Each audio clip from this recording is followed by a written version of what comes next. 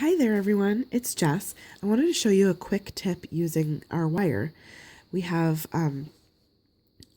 wire made by Parawire. It's premium quality non-tarnished wire with a copper core, and I'm going to be using the Artisan Copper colored wire.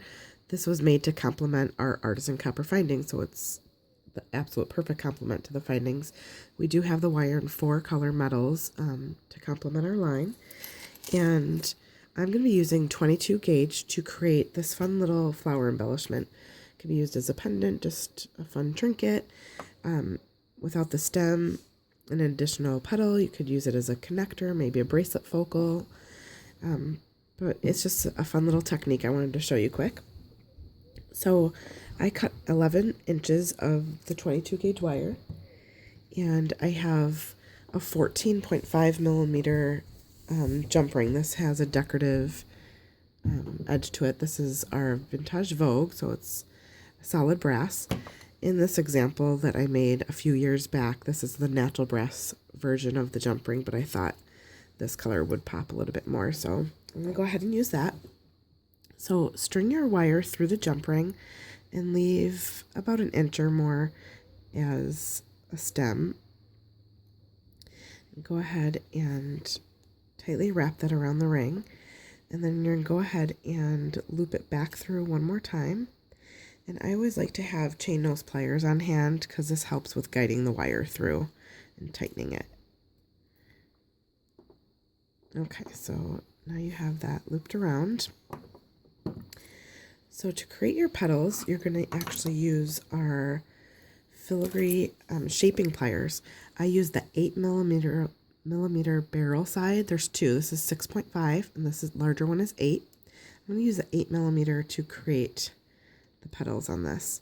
So go ahead and hold it tight up against your jump ring, and then the wires in between those 2 sides of the plier, and then you're going to just use your finger or your thumb to smooth the wire around that barrel. And then you're going to release it, and you'll see that you have a nice symmetrical round loop.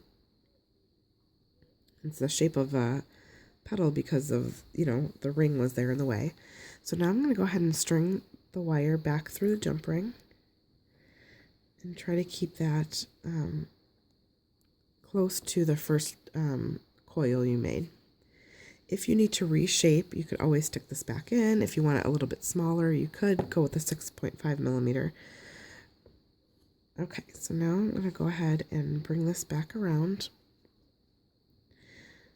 And one more time through the jump ring. Sometimes your wire might get a little bit bent or out of shape, but just try to work as carefully as you can when doing this. And then you could use your chain nose plier if you need to kind of smooth it out a little bit. Okay, now do a second petal here.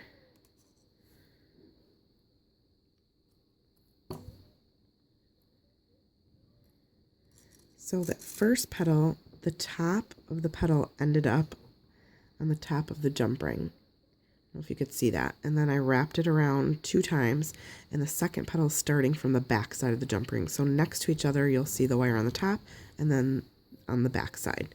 So that's what keeps it nice and secure.